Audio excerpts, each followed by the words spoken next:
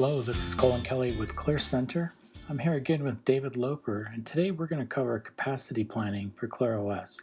So let's talk about identifying the different bottlenecks, planning for your systems, working around disk I/O, CPU, memory, and then planning for licensing for third-party apps. All right, thanks, Colin.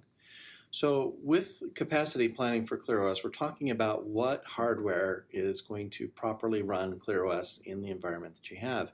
This is not an easy question to answer because it's very subjective. It all depends on what it is you're going to use ClearOS for. So ClearOS is a platform with lots of different apps and services, and naturally if you installed every single app and service within ClearOS, your performance on your box is not going to meet the capacity of as many users if you're just using it for one or the other. So we're going to talk about some general principles here, and then we're going to talk about what type of hardware that you're going to use. So with any good planning, you're going to want to be able to create some lists.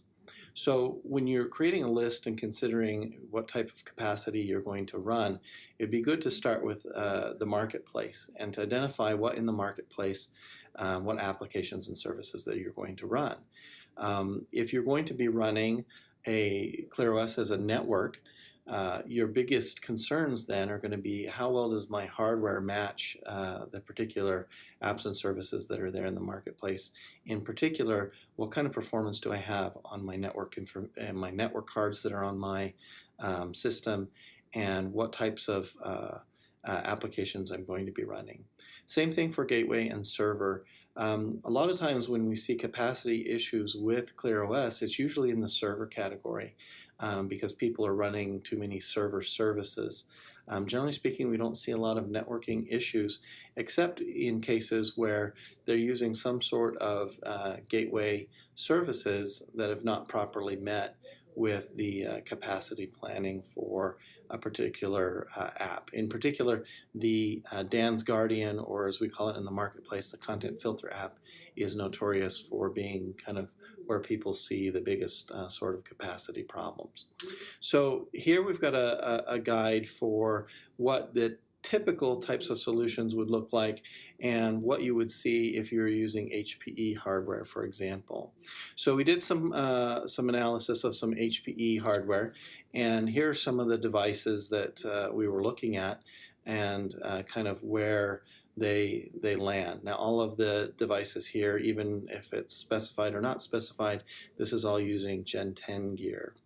So we've lumped everything into some different categories here. As you can see, we've got kind of a gateway firewall using ClearOS as a unified threat management device. Here you'd be using apps and services related to the file server. Here's kind of a guide for multi-site branch offices and for a mail server and for perhaps an all-in-one type device. Now these are general numbers that go with general populations, and naturally it's possible to have a server that meets this criteria for the number of users and for what's running on them, and to run services, particularly third-party services, that may exceed what is going on here. For example, the Microsoft SQL app requires as a minimum 3.5 gig of RAM just for the minimum requirements of that application. Now ClearOS as a minimum is going to require about a gig of RAM for it to run its internal processes. Everything above that you add from the marketplace does have a cost as far as what's going to be required. And these costs are oftentimes cumulative. So if I'm running one service, for example, I've got two of them listed here. For example, Samba requires about 3.5 to 4.5 megabytes per user. If you have it specially tuned, you can even get better performance than that.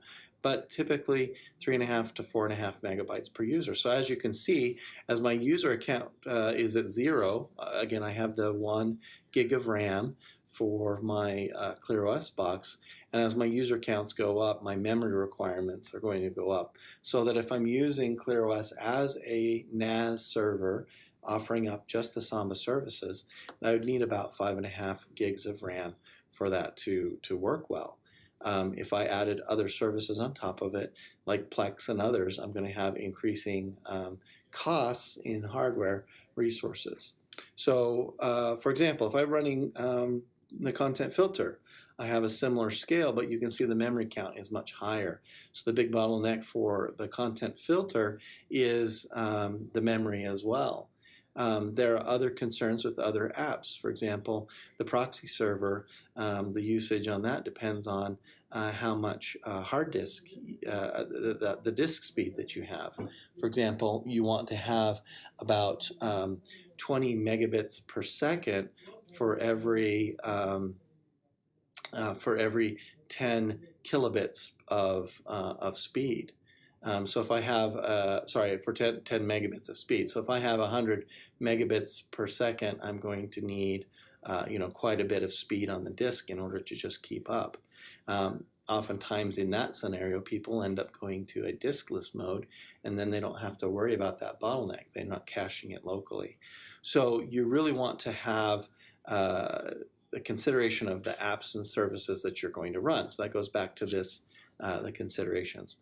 So when you're looking at a particular app, you'll want to go in and size it by looking through the user guide and looking at the capacity requirements on that app per number of users. And again, when you have these different services together, they'll have a cumulative effect, which is why here under the HPE recommendations for these different devices, we have a little bit of overkill, for example.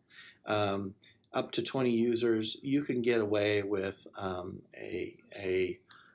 probably even more users than this on a microserver, quite frankly. If you're doing just gateway, firewall, UTM type services, you can probably have a greater capacity than that. But as you start to exceed that capacity, again, the quality of the service will go down. Another application that we get asked about a lot is for VPN speeds. Again, VPN speeds are very determinant on specific types of hardware. Number one, the speed of your internet service provider is going to play a big role in what type of speed that you're going to get. The more speed your internet service provider gives you, the greater of resources that you're going to need. And if you look at just the processor, for example, a gigabit Ethernet connection can require as much as 9 gigahertz of CPU. Well, on a quad-core system running, 3 gigahertz processor, that's enough CPU, right, for that speed. But that is just only taking into account the CPU aspects of that type of AES encryption.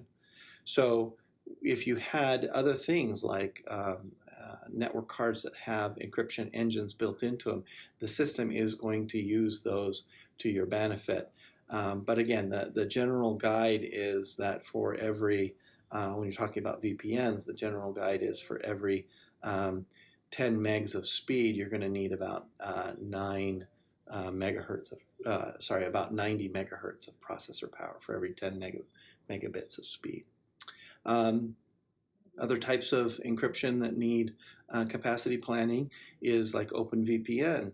Now, OpenVPN doesn't have just a linear scale. It's really dependent on whether or not your pipe is going to exceed a single core. OpenVPN is a monolithic type process, and because of that, it cannot exceed performance beyond one core of a machine. So if you have a 20-core system, it doesn't matter. You're only going to get one core's worth of speed out of that. And again, you'll want to go into the OpenVPN guide to see what the planning is for that. Now, I've listed Samba and the content filtering here because these are some of the heavier users on a per user basis of ClearOS resources.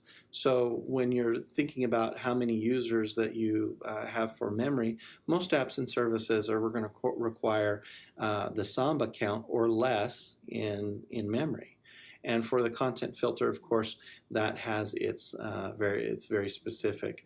If you're using gateway.management, for example, a lot of these requirements kind of vanish and disappear. The memory count for the gateway.management, for example, is probably less than half of a meg per user. So you can have thousands of users on a modern system and have it still perform just because of the lightweight nature of the app. But it's a very much an app by app basis. For ClearOS itself, you're going to need at least a gig of RAM, and we recommend like a 1.8 gigahertz processor or higher. Thanks, David. That was great. So that's capacity planning for ClearOS. We talked about identifying bottlenecks, planning for disk I/O, CPU, and memory, and then planning ahead for third-party licensing. Join us again for our next training video.